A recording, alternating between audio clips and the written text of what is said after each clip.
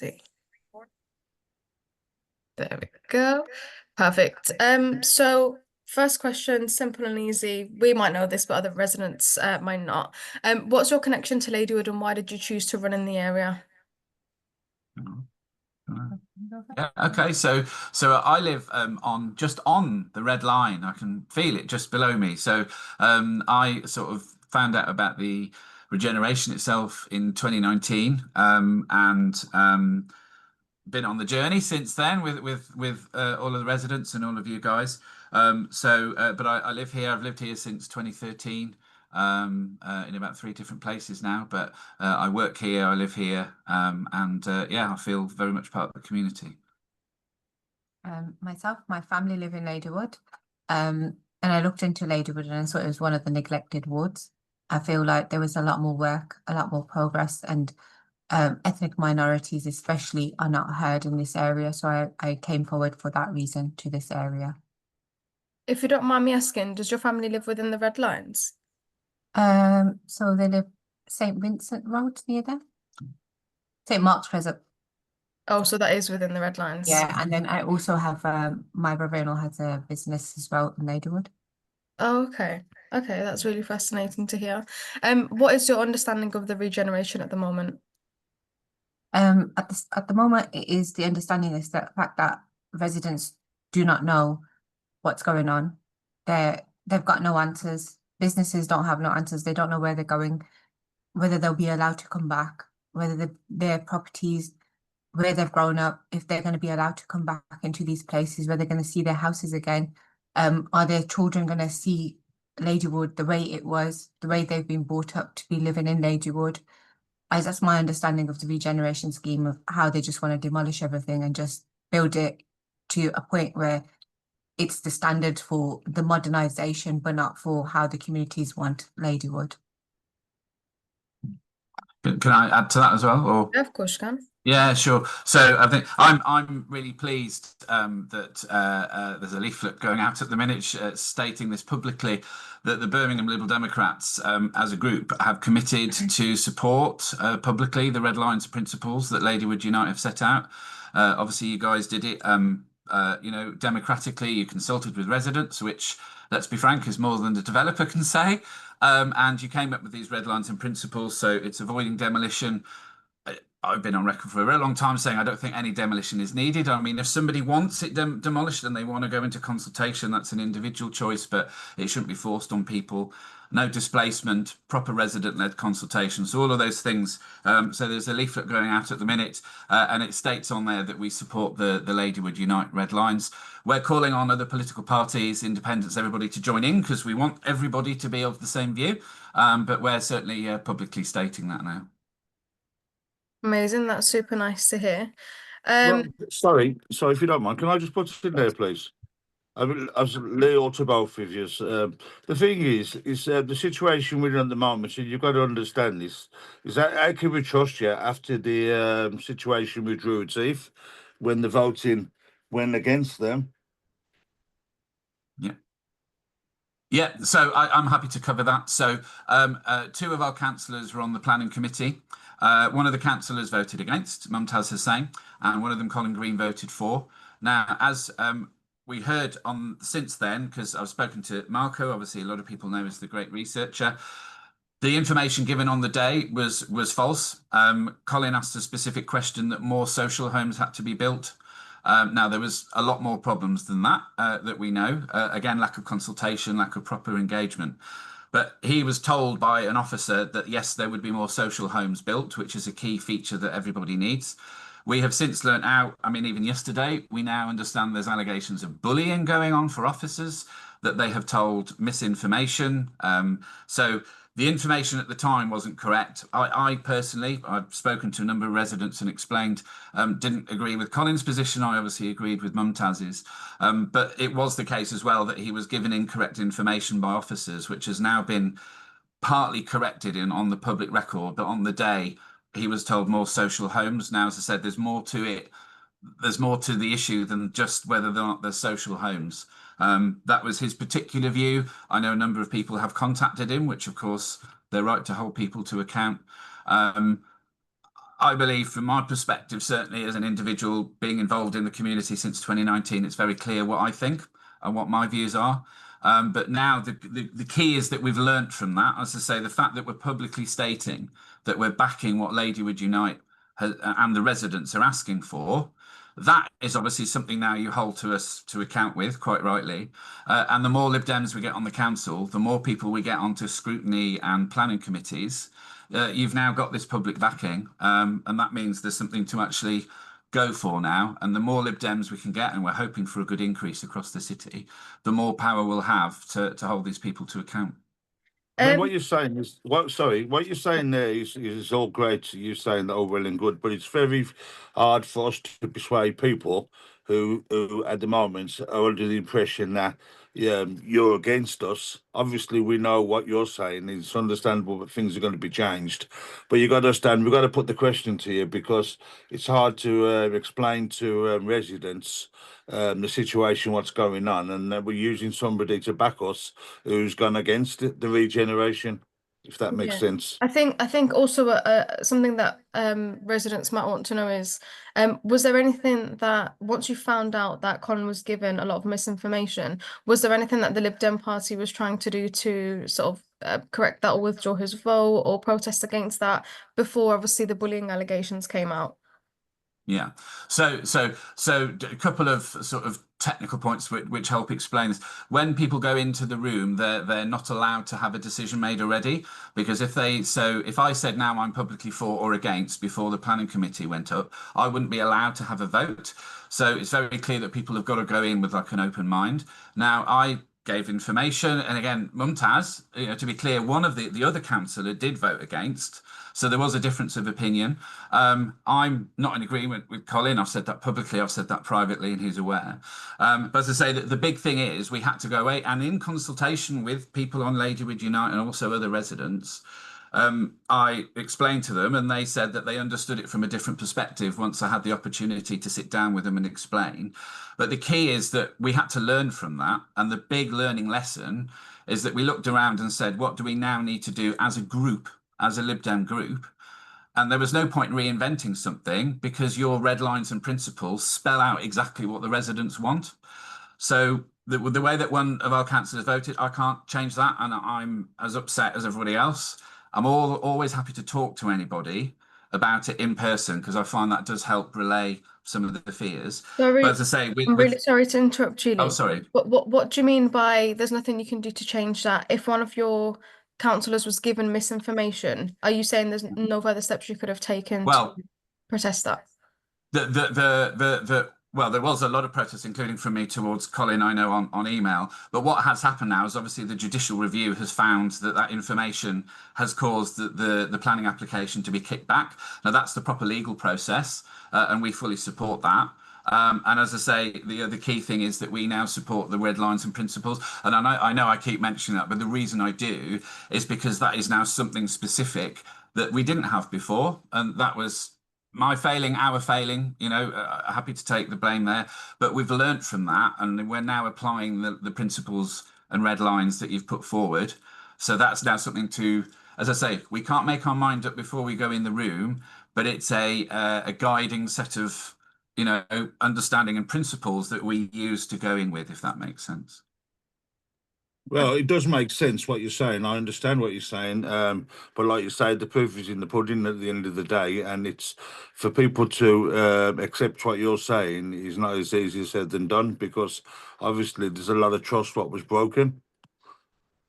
No, I can understand that. I personally didn't do that vote. So me as an individual should be held to account for what I've done or not done. No, I understand. And our other councillor did vote against, but I do understand the damage it's caused, and I've been open about that. But that's why we've taken the decision to learn from the experience and now back the principles, because otherwise Lee, we'd have Lee, no. I can understand what you're saying there. You didn't make the decision, and I understand that. But you're all the same as the same party, so to speak.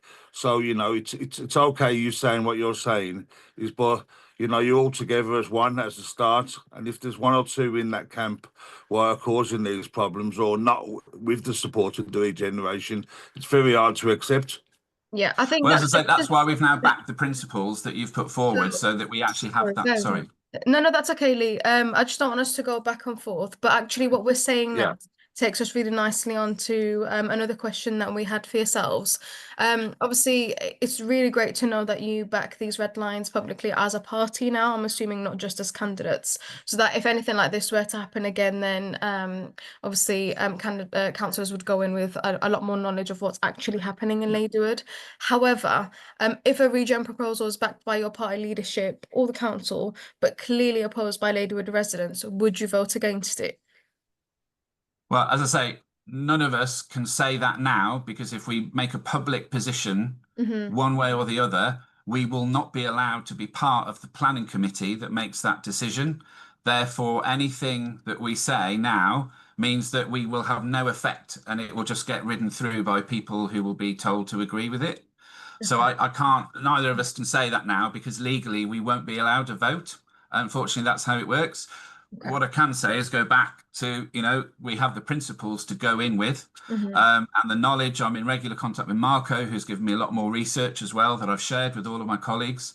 So it's all out there. It's all available to everybody, and I'm being very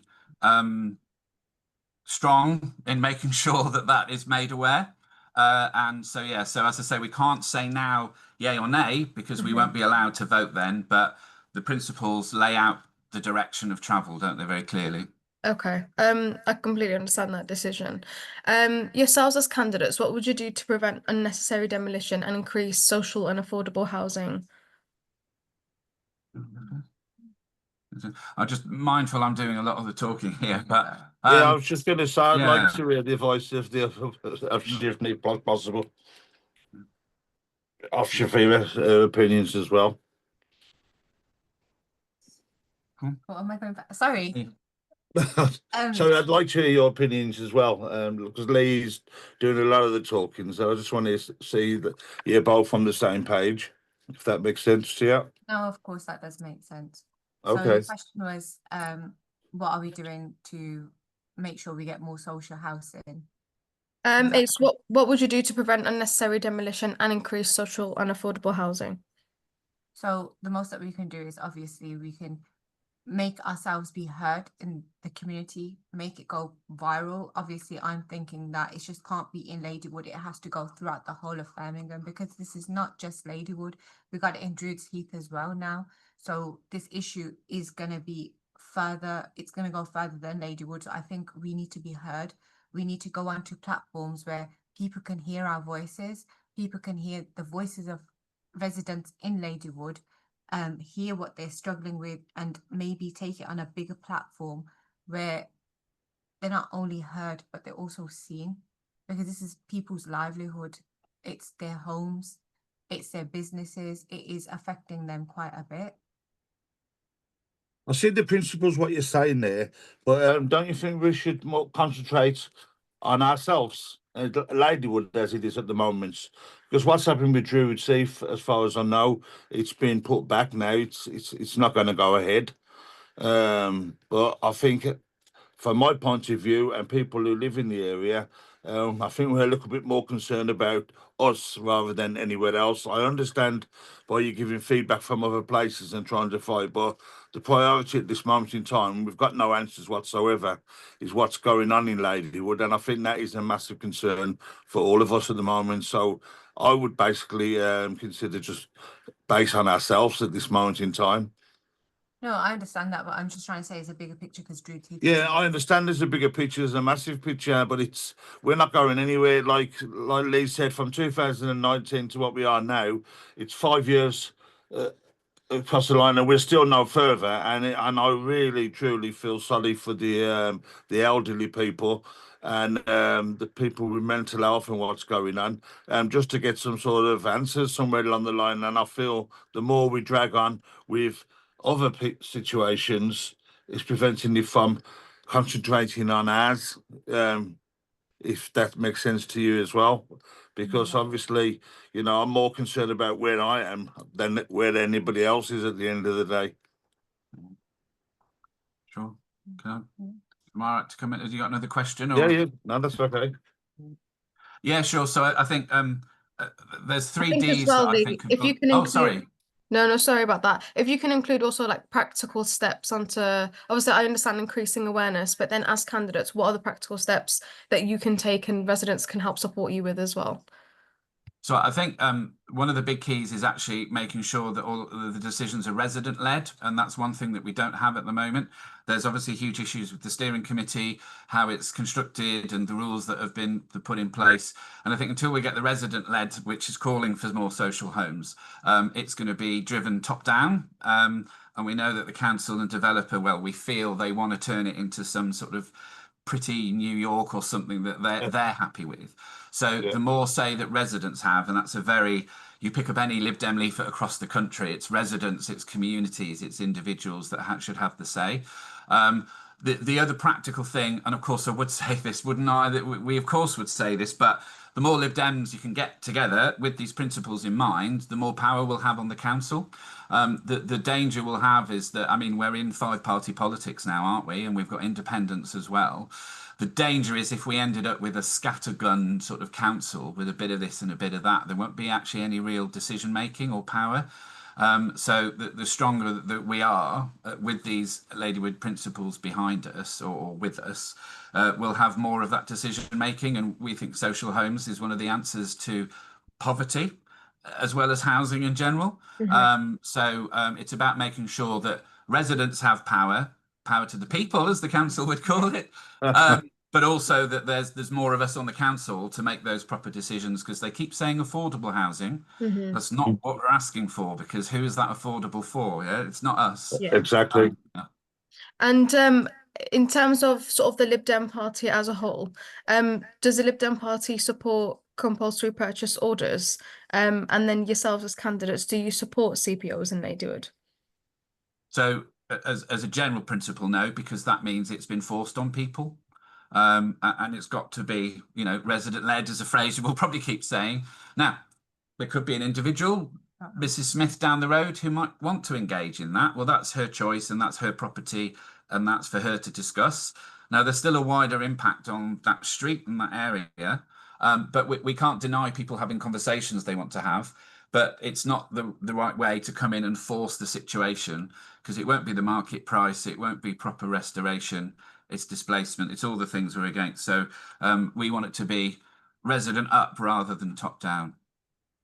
Yeah, I agree with that 100%. So is that the Lib Dem Party as a whole does not support CPOs? I'd have to consult. I don't know. We don't have an official policy line on that one particular item. But what we've clearly stated, as I say, because we're backing your cause, it says in there demolition should be avoided at all costs. Yeah. I mean, we think really we can do it without any demolition. There's plenty of brown land. You can build up as well as out. So backing your principles, which state demolition at, you know, absolutely the last resort, and only then if people are engaged. That's our position really, because we're in line with you. Okay. Yeah. What specific protections would you guarantee for existing residents in writing before supporting any regeneration projects? So I can give examples of, for example, right to return, rent caps, like-for-like housing. What would you sort of want guaranteed for residents once you become candidates? Okay. Certainly no one should be worse off as a general principle. As I say, I've got to bear in mind what I said about earlier, you know, being careful what we say legally in case that binds us to something that blocks us having a vote in the future. But I'm going to bore you senseless, unfortunately, because we're backing your red lines. We would keep referring back to those, and it does state that no one should be worse off. That's materially or financially. And we've got this silly thing about the council shared ownership. I mean, nobody wants shared ownership, do they? Where you have part of your house and It's not affordable as No, well, to be honest. no. As much as they're saying shared housing is affordable, it's you're not able to afford shared housing No. as well. That's definitely a no-go, isn't it? No-go, because there's no way you're People going to be aren't able to afford this, and they're checking people out who own the property to all of a sudden getting themselves into debt, which is not the answer whatsoever. So the affordable side of it, and we all know that's going to happen. We're not going to be able to afford it. They're using the the share thing as a sort of a dangling carrot, as if to say, this is what we can offer. So you won't go in there, but we're going to own half of your property. So further down the line, somewhere along the line, we ain't going to be able to afford it, and they'll just buy you out, and whatever, you'll end up with nothing. So are you both happy to agree with right to return, rent caps, and like for like housing? Yeah, absolutely. I mean, the right to return it's terrible that we have the displacement in the first place, but we know some people have had letters saying, "Hey, why don't you move to Perry Bar?" Well, actually, I live in Ladywood. I might want to stay here, and so yeah, the right to stay really should be the first one, shouldn't it? But absolutely the right to. They're claiming they'll do is it decanting? I think they call it. They're claiming they'll do it in one move, so they'll build the new property first. Still got this issue of why are you demolishing the old one, but they'll build a new property first and move them once. But as you said, Eggy, I mean, imagine you're 70 now, or you've got mobility issues or mental health problems now. You're potentially looking 15, 20 years down the line, they're being told, where you're sitting having to Absolutely. wait, Yeah. going, what's happening? And that's Yep. horrifying.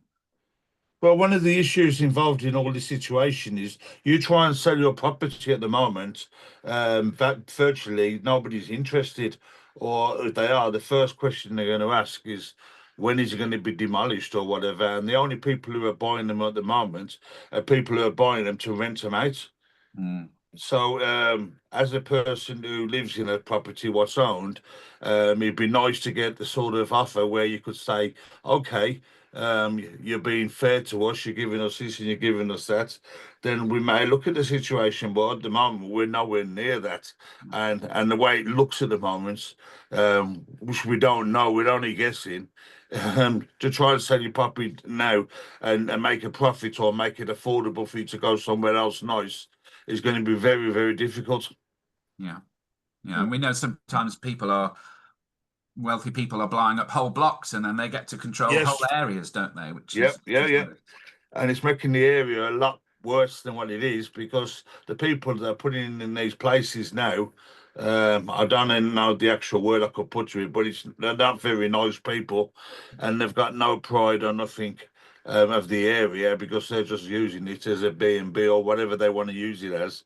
So we've lost all that element as well. The people who are coming in, I don't know what they're paying or whatever, but the residents who've been there for years, if you live around Ladywood like myself, who's lived there for 58 years, it's not Ladywood no more, that's for sure. I think that sort of links to the maybe supported exempt accommodation. I know HMOs are often talked about. We managed to put a cap on those it was our proposal on council about 6 years ago, that we actually limited the number of HMOs, but we still think there's too many as well. So it's about making sure that we limit those. And again, do residents want it? What the residents thinking first? It's always about going back to residents before we impose things on top. I agree with that 100%. So Because they're not aware what's going on, and at the moment people haven't got a choice. It's just happening. yeah, it is very unfortunate. This next question is a little bit of a heavy one, so if you do need a few minutes to sort of just think about it, then that's totally fine. And obviously it's not something that you'd want to consider potentially if you became a candidate. However, if you were elected, how should residents hold you accountable if you fail to uphold these commitments? Would you support things like regular public forums, published voting records, or a recall style pledge? Definitely want to talk about those. Yeah, so maybe have a monthly open surgery where the residents have any issues or have any queries and they want to discuss with us something that they're not happy about, whether they want us to take it as a petition forward to the council house, whether it's something that it's within the community that can be fixed. We want to have like regular surgeries, not like, oh, every 6 months. I think it should be a monthly thing. If obviously we can push it to 2 in a month, because there's that many issues in Ladywood that I feel like probably one surgery isn't going to be enough a month.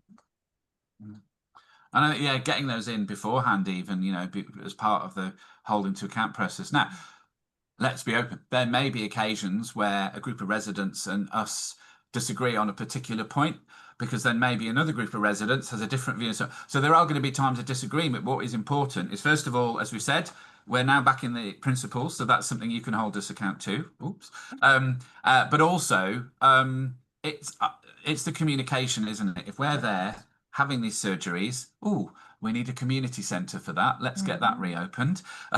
So we need a place people can go, and sometimes sitting down. And even if you end up disagreeing still on whatever the situation is, you know, the key is that you talk it out and explain. But sometimes we'll be doing casework where we may not agree is the wrong phrase. It might not be something we've considered before or something that's not our normal thing.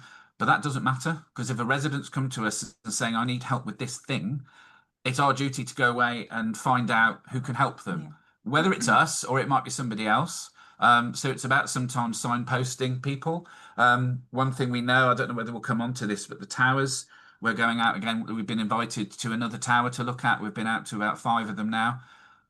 The issues, which I know a number of you know about as well, because the towers have just been ignored in this process, aren't they?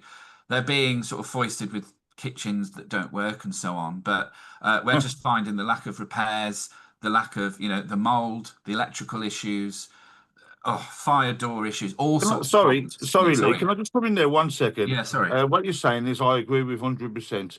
But it's like the issues at the moment. They're putting solar powered things on people's roofs at this moment in time now. I mean, how is that looking towards the future, towards the people in Ladywood? And we've gone through this regeneration, and people are struggling, and they're putting solar panels on people's roofs free of charge. And I know that for a fact because I can know 2 people who have actually already got them in place, and all they've done is just applied for them, and through the government grant or wherever it's come from, they've agreed that they can have them. Right. So I agree with the situation where we're all going to agree and disagree, and it wouldn't be no other way. There's no point in us all agreeing if we disagree. So, but I think with where they're on about the money spending or whatever they're doing or doing this and the other, how does it feel when you're living in a block opposite and you see people having new solar panels put in and one thing or another, and you're stuck in a masonette thinking, how long have we got before they try and demolish our place? Because it don't look like they're going to be demolishing places what's having solar panels put in now at this moment in time. Does that make sense? Yeah, it's difficult to know, isn't it? Because again, it all goes back to the lack of information, that we're not just being told anything. Now, somebody I spoke to the other day, a resident, feels that they've been given a new kitchen and bathroom to increase the sale price when they come and get their property back off them. So it's almost like a perverse, Yeah. let's make it pretty now so that the developer gets more value, which would be beyond horrific. It could be totally unacceptable if that's what's happening. But again, we don't know, do we? Like you say, we just don't know Yeah. what's happening. Yeah, but surely they can only do that for people who are council tenants, because they're not going to do it for leaseholders and freeholders, are they? We obviously have a mixed up with housing associations. So I'd have to see the exact example you're talking about. I'm certainly happy to look at that for you. Yeah. But again, it comes back to this: why is one group of people getting something and nobody else getting access? That's another unfair situation, isn't it?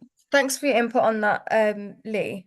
One of our sort of final questions is, I'm not sure if you're aware, but Ladywood Unite endorses an organisation called Brummies United, who are quite big on social media at the moment with many different social movements. At the moment, they're currently asking candidates to sign their Brummies United Against Racism pledge online. Have you or are you planning on signing this pledge that states candidates will actively support and or participate in local action to stand against politics of racism and division? I'm aware of Brummies that you mentioned. I haven't seen the play. We can commit to looking at that. We'll do that straight after this call and get back to you. But actively, any form of, well, It's not acceptable. misogyny is rife in some areas. Intimidation sometimes is part of our politics now, which is really disgraceful. So I haven't seen that yet, but we'll definitely look at that when we come off. And the idea that we need to stand up to racism in all its forms is absolutely something we're definitely committed to. That's perfect. I'll send you the link after this in case you want to sign the pledge. Sure. Just Thank as a sort of closing statement to anyone who's watching this on our website or on YouTube, if you were sort of to summarise sort of the Lib Dem party's sort of policies in a few sentences, and also the ones relevant to Ladywood residents as well. What essentially would you say now? I feel like just focus on Ladywood. I think the day-to-day issues that are really important, that is what we're focusing on, is the cost of living, the lack of road and street repairs, the potholes, they're ridiculous. It's like you're driving through a third world country and we're living in England. The lack of housing repairs. I've been around to most of these properties and I'm so shocked and I'm disgusted in how the council are letting people live, how the residents are living with mold, how dirty they are from the outside, and they're paying all these service charges. It's really disheartening to see all of this, and you think, how are you in this day and age allowing this? So yeah, the towers that are being left out, another focus, and then the world conflicts driving up prices, fuel prices, the community's getting scared with everything that's happening all over. So I think that's our focus in Ladywood.